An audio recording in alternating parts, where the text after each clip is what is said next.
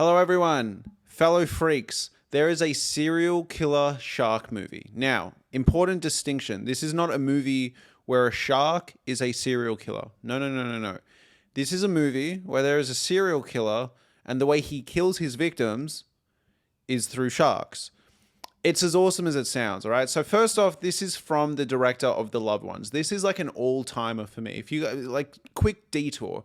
If you guys don't know The Loved Ones, in terms of like achieving what it's going for, this is a 90-minute brutal, gory, just fantastic comedy horror film. It's amazing. It's so good. You will be laughing and squirming the entire film. There is a level of intensity and just kind of like cutthroat attitude to horror. All right. Like the movie just goes and goes and goes, and characters do things that you would like them to do. There's no moments where you're really like, oh, what an idiot, you know?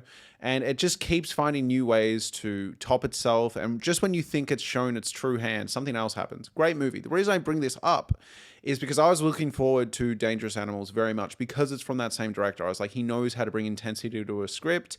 He also knows how to be campy and kind of funny in the really grossest of moments. And Dangerous Animals, for the most part, completely delivers. All right. Now, I've heard this is a production between Australia and America. This is also a Shudder original. So The Loved Ones is a purely Australian film, and I think it feels like that, all right? For some reason, and I have no bias here because I'm from Australia myself, but we're freakishly good at horror. Talk to Me, Bring Her Back, Wolf Creek, The Loved Ones, Lake Mungo. Like just every couple of years, we just have a banger out of nowhere. And it doesn't do particularly well financially, except for Talk to Me, but it doesn't really matter. You know, we're kind of good at it. Even Bird Eater recently was fantastic. So Dangerous Animals is here. It's a serial killer shark movie set in Australia. Jai Courtney is the serial killer, and he's unhinged. He's given a fantastic performance here.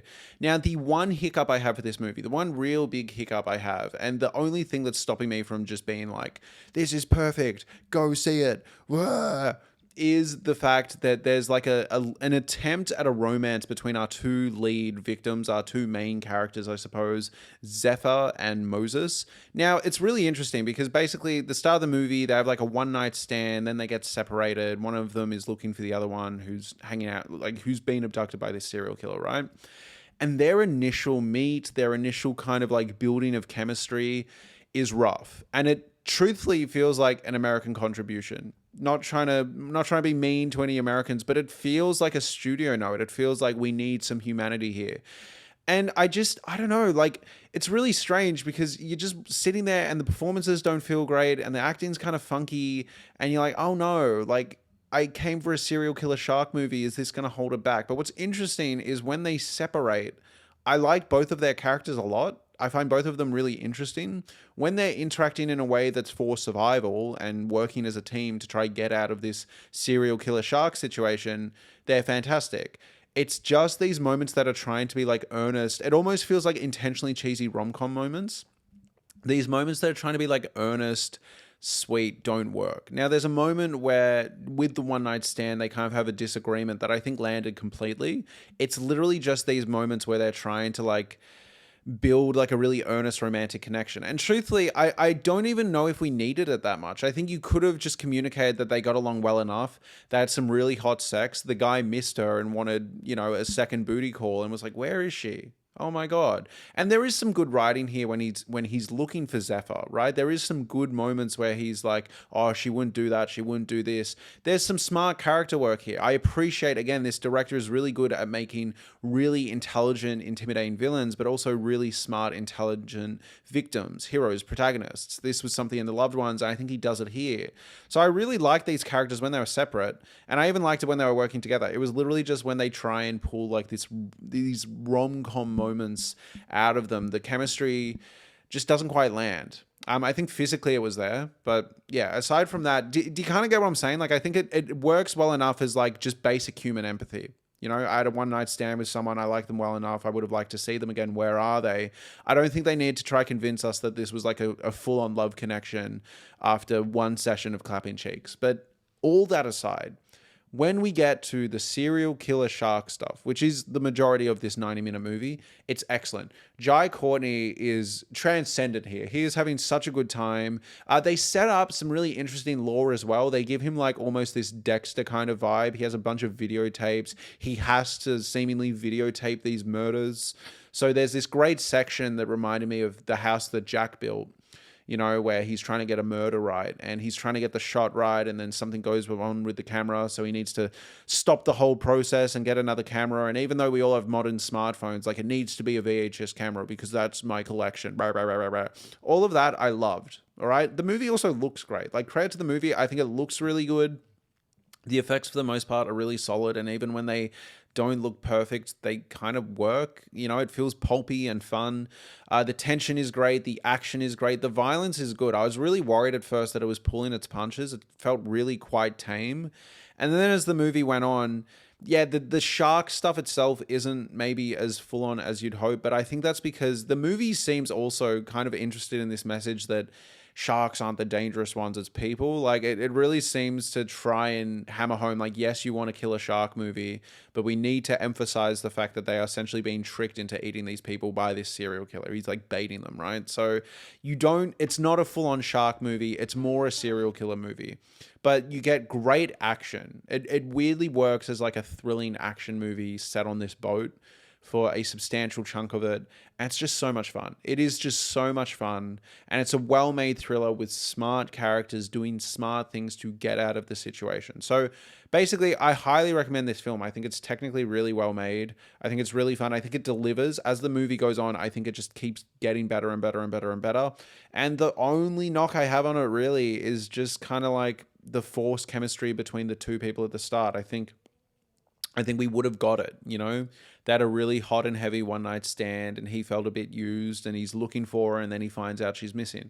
That's enough. We didn't need these long extended dialogue scenes where I felt like everyone in the theater was like, oh my God, you know? And like, rightfully so. But aside from that, this thing slaps. It's just 90-minute thrill ride. Excellent. Go see it. Now we're going to talk about spoilers. Leave the video if you haven't seen it. 3, 2, 1. Yo, I straight up loved that initial the chick that was like held hostage that was murdered. Loved it. All right. Really liked it. Now, initially I was a bit disappointed with the actual shark murder. I was like, oh, is this as gory as the movie's going to be? But then you get that awesome shot where it's her head bobbing and it goes under and it's just kind of like her almost shoulders and head and they've been chewed away. Awesome. I loved the action scenes between Jai Courtney and Moses. So Tucker and Moses. I thought they were awesome and visceral. And again, like smart characters using their surroundings, trying to escape. Awesome stuff. I loved when Zephyr broke her thumb to get out of the handcuff and it wasn't enough, so she had to bite her thumb off. Awesome moment. Just a good fucking moment. And it reminds me of the moments in The Loved Ones where it just escalated past a point where you're like, oh shit. I appreciate this movie. I think the sad thing is I was having such a good time with this movie. One, I didn't want it to end. And two, I think this is actually a really compelling character. And I know in this day and age of prequels, sequels, reboots, franchises, what I'm about to say, you're going to be like, oh my God, can't we just have a good original movie? I get it. I would have spent so much more time with the character of Tucker. This feels ripe for a spin-off series. You know, I mean, I guess technically all his murders are the same. He just steals people, dangles them over sharks, and then films it, right? Like, but you know, like you want them to win and escape. But when I was watching Tucker get chewed up by sharks, and this was the only way the movie could go, right? Like inevitably. Now, this isn't a flaw of the movie, all right? This is me just screenwriting in my head, kind of spitballing, all right? So do not take this as like, I am saying the movie is bad because it didn't include this. This is just me being like, oh, I would have liked to see that maybe. I really like that they set up at the start of the movie that he was a victim of a shark attack and he kind of survived, right? And I was laughing and giggling throughout the movie because I was thinking of this Bill Burr bit where he posits the theory that maybe Jeffrey Dahmer was like assaulted with food by a man, so now he acts that out by eating men and killing them, right? And I was laughing throughout this movie because there is some inherent humor in this guy that survives a shark attack and now is just hyper fixated on like, oh, well, I need to relive that by feeding people to the sharks. I almost would have lent into this more. He does have a respect for the sharks, which I really appreciate. You know, he's like, this is the great shark, you know, we're the great warriors. You and me are marlins. I loved all of that stuff. Like, he's genuinely unhinged. But I would have loved some more dialogue or some more exploration as like he actually worships these sharks. Like, maybe he sees that the shark let them go, like in a misguided thing, right? Like, obviously we know that didn't happen, but he thinks, or maybe even there is a payoff there, right? Because later on in the movie, Zephyr is approached by a shark, and the shark almost gives her this look and lets her go, but it attacks Jai Courtney. So I would have loved if Tucker slash Jai Courtney feels like he has this relationship with the sharks, feels like he's offering them sacrifices for letting him go. Like, really lean into all that stuff. And then maybe, truthfully, Zephyr is the one that has that relationship with the sharks in the water, right? Which they set up, and he's totally misguided. I guess technically they did do all this stuff, but I would have loved if it lent into it just a bit more.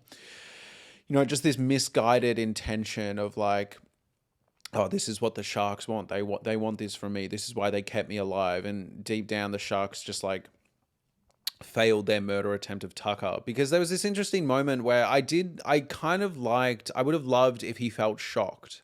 And it did look like that a bit, but I couldn't tell if that moment when he started getting eaten by the shark was meant to be he's shocked, like, how can you do this for me? I thought we had a good system going. Or if he's just like, our shark bit me, that hurt. You know, and I think for me to take it to the next level, I would have explored this idea that he thinks he's got a good relationship with the sharks. So when he falls in the water, you add a bit where he's like, I'm going to be fine. I'm going to be fine. These sharks love me. Ah! You know, like, I know it's a small difference, but I'm just thinking how you could have fleshed out this character a bit more. Because I really love this movie, and I think what you get is technically enough, right? He survived a shark attack. He's clearly cooked in the head. I also was laughing throughout the movie. I was like, I love a bunch of other movies about men who are maybe slightly on the spectrum who hyperfixate on stuff and use it as a serial killer method, right? Like, take someone who loves trains, so they're just addicted to tying women and men onto train tracks, and then being like, this here is a premium S22 locomotive, all right? And when it goes over you, it's going to cut you into 4 pieces because there's actually 4 layers of wheels, you know? Like, that was the best stuff in the movie, was when Tucker was just sitting there being like, you see, the thing with the great white is it's got plenty of razor sharp teeth, so that's going to... Like, awesome, campy, B-grade stuff. It's real good. It's real good.